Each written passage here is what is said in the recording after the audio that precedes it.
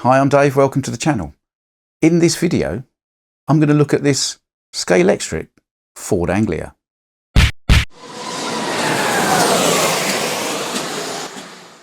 This video is as much of a surprise to me as it is to you and probably everybody else, because I wasn't going to do a video on this car.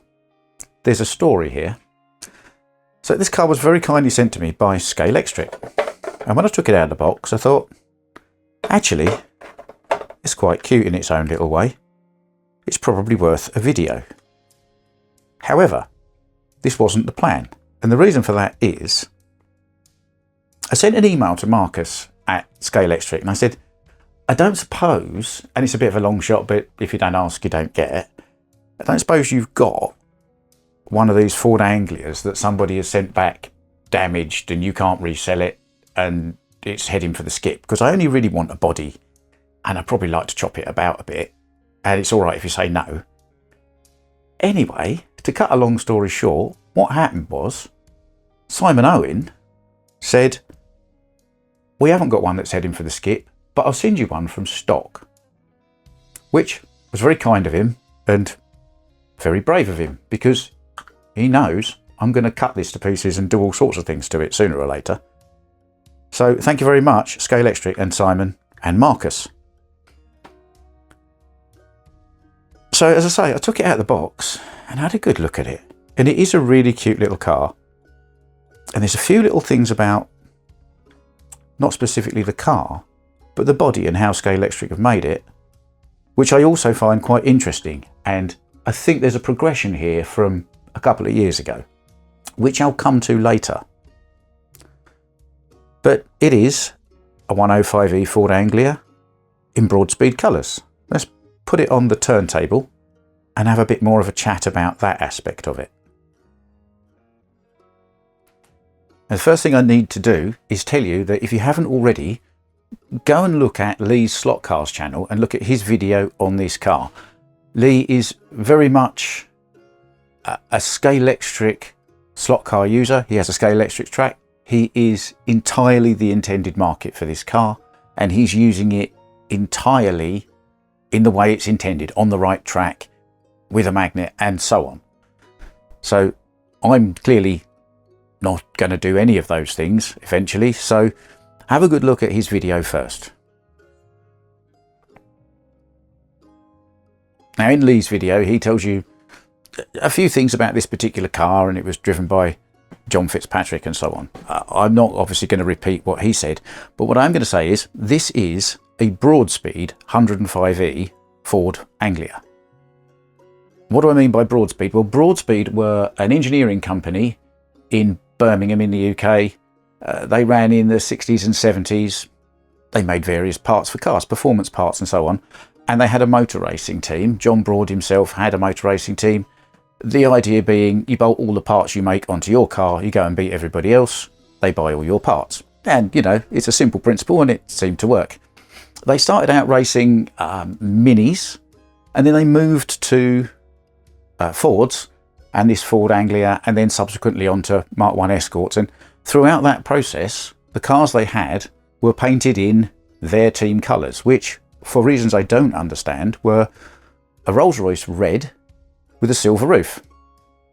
And as you can see, this car is that. The number 30 car is one that was driven by John Fitzpatrick and has recently been restored. I say recently, in this millennium.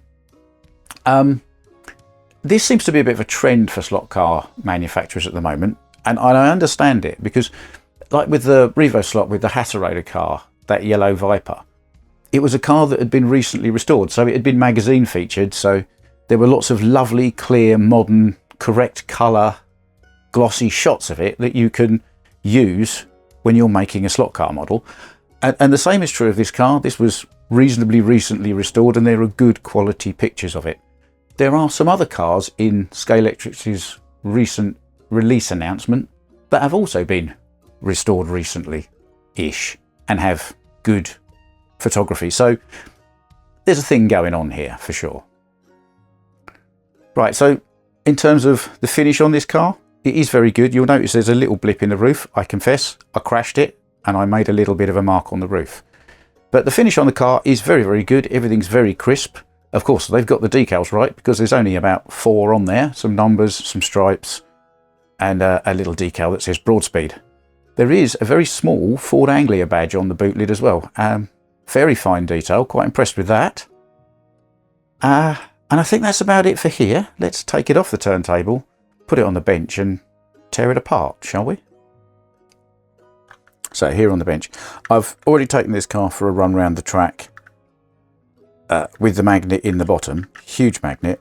And I have to say, I suppose it's a lot of fun for the kids and stuff, but it kind of looked really unrealistic. It just zipped round the track, and if this was shaped like a McMurtry Spearling, I'd get the way it handles looking realistic, but this looks a bit daft. So I'm going to take the magnet out. I mean, I take the magnet out of everything, but almost for fun, because this car is incredibly tall for its width. I mean, if I'm going to have to bring in this car here, but no subliminal messages about what my future plans are for this car at all. Anyway, as you can see, it's about 2/3 the wheel track of a Ford Escort, but it is pretty much the same height. So we have got a very tall, narrow car here. This is going to topple over quite a lot. Put that out of the way. Now, interestingly, it seems to have a slim can motor in here. Obviously because of there's no room in there, I guess. But we'll take the top off and we'll have a look. I'm not expecting to find very much inside this car at all. And indeed, there is not a lot inside this car. I mean, beyond the lights, it is the most basic kind of slot car in here. And that's all it needs to be. One thing I did notice though, for all of its just kind of easy to assemble, I don't want to say cheapness, but you know what I mean. That front axle spins really, really well. And there isn't actually very much play in it. Probably just enough to be right if I was trying to set it up without a magnet. The magnet is buried in underneath the axle here, so I'll have to find a way of getting that out, probably carefully popping these out of here without cracking this, and then we'll give it a bit of a run. I'm not gonna, I don't know whether I'm going to leave the lights on here or not. I don't want them eventually, so I might just take them off because they look like it's going to be really fiddly to reassemble with the lights in. So, now, the other thing I wanted to talk about was this body shell. Now, obviously the 105e, there's the Harry Potter version, which is like a road version, which has bumpers on it. And then there are some clearly race versions, some of which have run without bumpers, as this one has. You see there's a front skirt moulding here instead, and there's no bumper on the back. And importantly, there's no holes.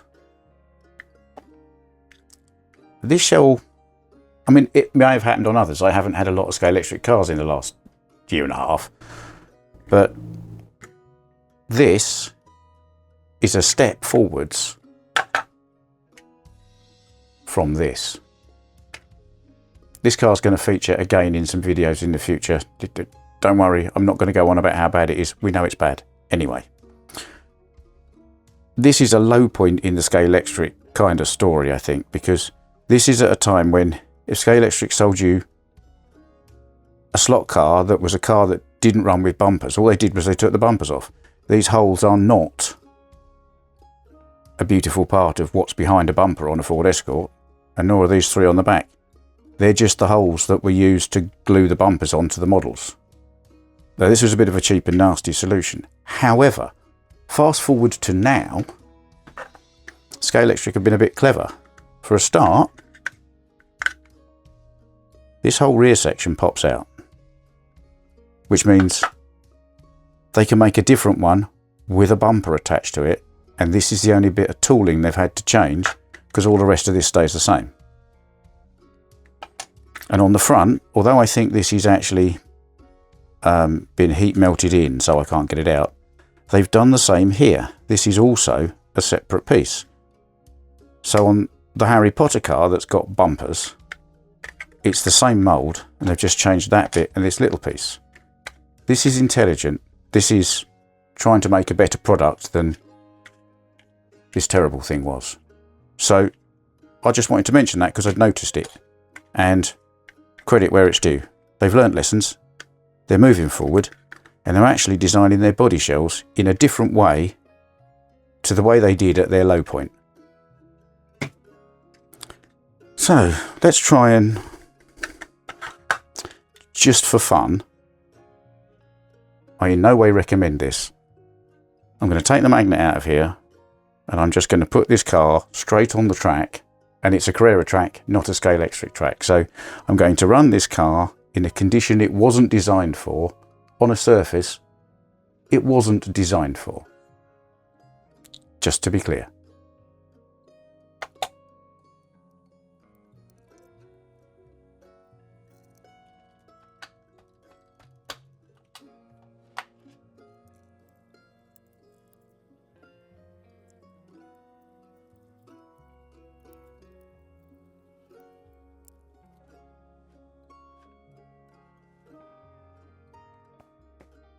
Here we go then.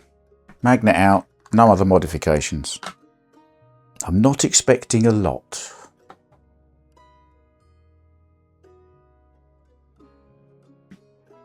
Three, two, one, go.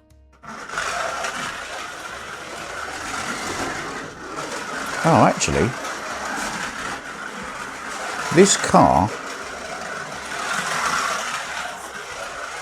is nowhere near as tippy as you'd expect it to be.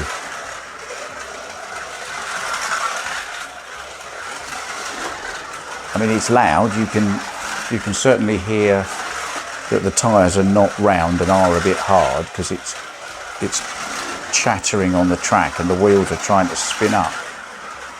But I can actually get round a corner a lot better than I was expecting. I was sort of expecting this thing to barrel roll at the first corner because of its height and its narrowness, but nope, it's actually not a bad runner.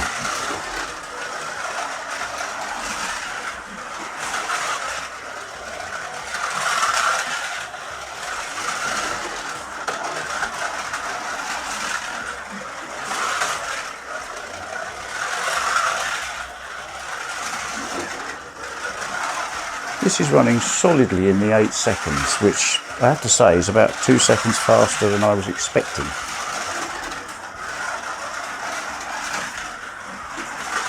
It's actually quite a lot of fun like this, just without the magnets in. I mean, it looks a bit more realistic as well.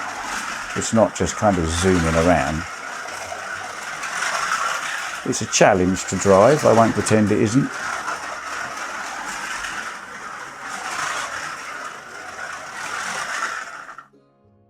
There we are. I'm quite surprised by that. What a fun little car.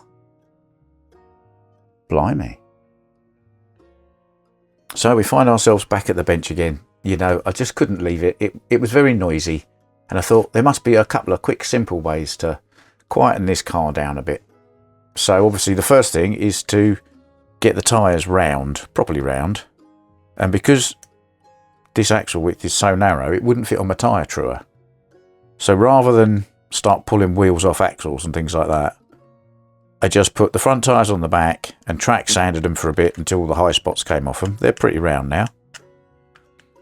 And the rear ones I put back on and then track sanded them until I'd got rid of all of the tread. So they are a good flat thing, and I put just a slight radius on the outside of the tyres. Just a very slight on the edge. So that's that. I'm going to add a little bit of lead, just stick it down with some blue tack in here. How much? I don't know, however much will fit, and that will do. And then I think the main source of noise in this car is the interior, which does only really sort of clip in, and it rattles about a bit. So I think a bit of foil tape just to stick this in place. I think this will probably make the car drive a bit better. It will certainly quieten it down, and then we'll give it one more go on the track, and then I think we'll call it a day for this video.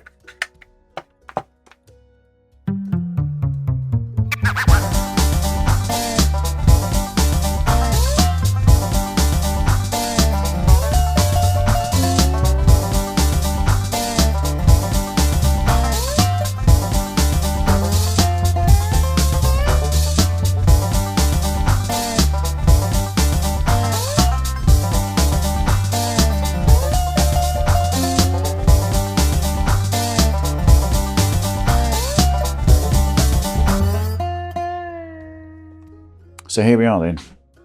Tyres sanded off so they're smooth, little bit of lead weight, and as you saw I sort of blue tacked the motor in so that it doesn't rattle too much. Bit of tin foil to stop the interior rattling. Let's see how it runs.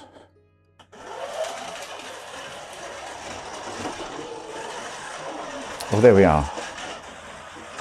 In terms of how smooth and quiet it is, that is a world of difference. All of that noise was down to the tread on the tyres gripping on the track and that interior rattling about. This has gone from sounding like a little cheap, rattly toy car to sounding like, you know, a nicely made, smooth running model. Can't complain about that. And I'm not even trying to push it yet, and it's already at 8.3 seconds. Let's see if we can get something more out of it.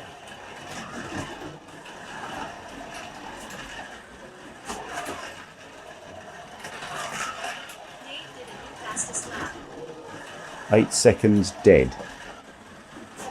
Must be able to get this into the sevens.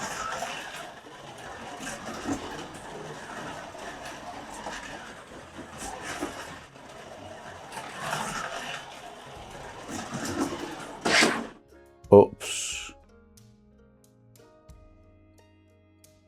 Now after the oops, I did manage to get this down to a 7.8 second lap without, you know, really trying to push it or make it drift too badly. I did manage to get a few little drifts out of it. It is still a little bit tippy and toppy, but it's much, much better than it was. And I'm sure you'll agree, just taking the tread off those tyres and making sure that they were round, and really fastening down the motor with a bit of blue tack and just a little bit of foil tape on that interior to stop it rattling about. It completely transformed this car. I mean, even if you're not going to take the magnet out, I would recommend taping the interior down and kind of sticking the motor down a little bit as well, because those are rattly things and they do really make that car noisy.